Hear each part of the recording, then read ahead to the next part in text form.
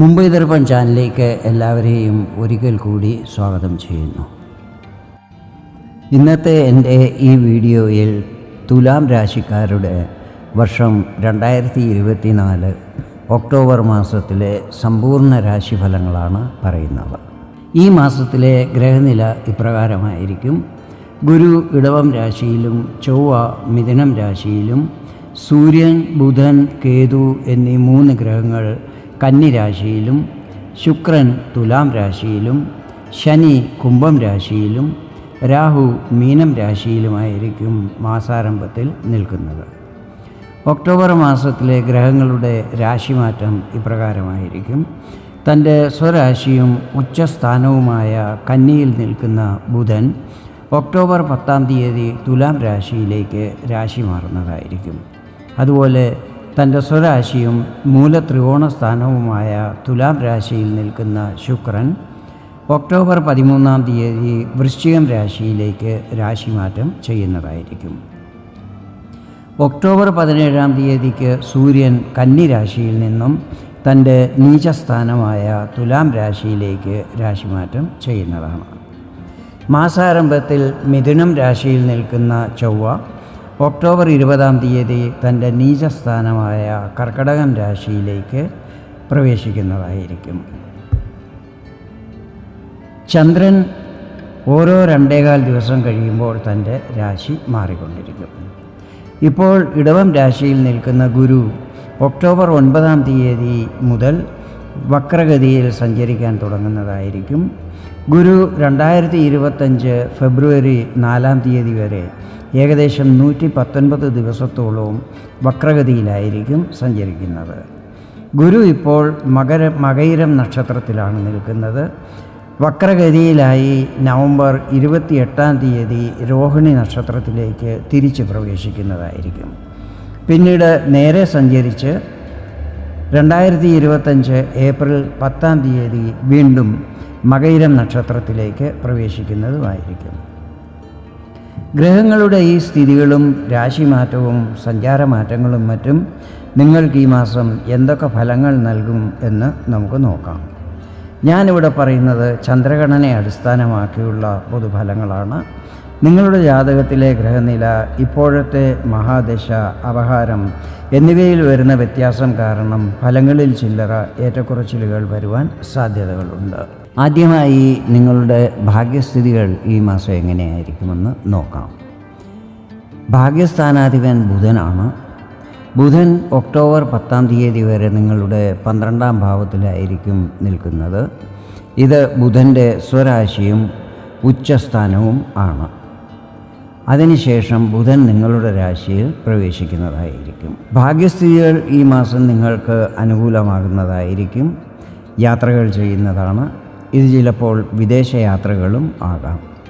കാര്യങ്ങളിൽ വന്നുകൊണ്ടിരുന്ന തടസ്സങ്ങളെല്ലാം തന്നെ മാറിക്കിട്ടുന്നതായിരിക്കും. കരിയറിനെക്കുറിച്ച് പറയുകയാണെങ്കിൽ സ്ഥിതിഗതികളിൽ പ്രത്യേകിച്ച് മാറ്റങ്ങളൊന്നും സംഭവിക്കുവാൻ സാധ്യതകളില്ല. രാഹുവിൻ്റെ ദൃഷ്ടി ഇവിടെ പതിക്കുന്നത് കാരണം നിങ്ങളിൽ ഒരു കൺഫ്യൂഷൻ്റെ സ്ഥിതി ഉണ്ടാകുവാൻ സാധ്യതകളുണ്ട്. ഇതിനാൽ ഈ കാര്യത്തിൽ ശ്രദ്ധിച്ചാൽ വേറെ കൂടുതൽ പ്രശ്നങ്ങളൊന്നും തന്നെ ഉണ്ടാകുന്നതല്ലായിരിക്കും. മാസത്തിൻ്റെ 2ാം പകുതിയിൽ ഗവൺമെൻറ് സർവീസിലുള്ളവർക്ക് സാമ്പത്തിക നേട്ടങ്ങൾ ഉണ്ടാകുവാൻ സാധ്യതകളുണ്ട്. ബിസിനസ് ചെയ്യുന്നവർക്ക് ഇത് നല്ല സമയമായിരിക്കും.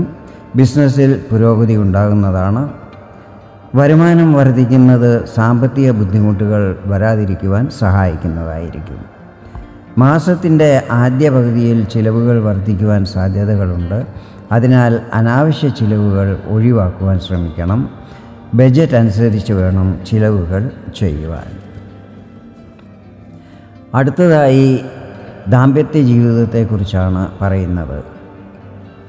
7ാം ഭാവമാണ് ഇതുമായി ബന്ധപ്പെട്ടിട്ടുള്ളത്. 7ാം ഭാവാധിപൻ ചൊവ്വ 9ാം ഭാവത്തിലാണ് നിൽക്കുന്നത്. ഒക്ടോബർ 20 ഇവിടെ നിന്നും 10ാം ഭാവത്തിലേക്ക് രാശി മാറുന്നതായിരിക്കും. ചൊവ്വയുടെ സ്ഥിതി ഈ മാസം നല്ലതാണ്. ദാമ്പത്യ ജീവിതത്തിൽ വലിയ പ്രശ്നങ്ങൾ ഉണ്ടാകുന്നതല്ലായിരിക്കും.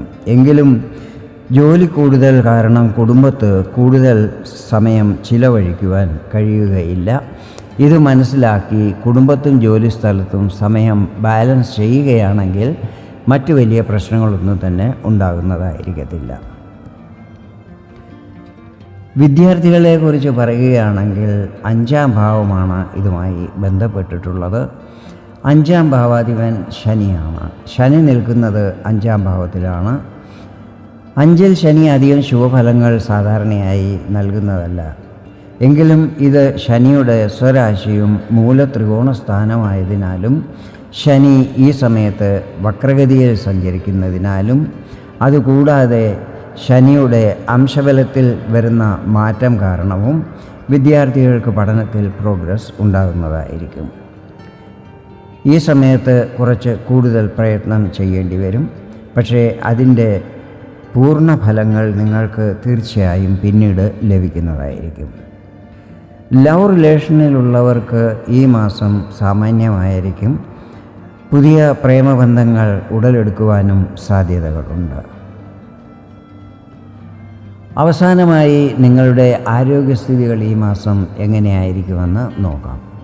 1-ാം ഭാവാധിപൻ ശുക്രനാണ്. ശുക്രൻ നിൽക്കുന്നത് തൻ്റെ സ്വരാശിയും മൂലത്രികോണ സ്ഥാനവുമായ നിങ്ങളുടെ രാശിയിലാണ്. ഇവിടെ ശുക്രൻ മാളവ്യ യോഗവും നിർമ്മിക്കുന്നുണ്ട്. ശുക്രൻ ഒക്ടോബർ 13-ാം തീയതി നിങ്ങളുടെ 2-ാം ഭാവത്തിലേക്ക് രാശി മാറുന്നതായിരിക്കും.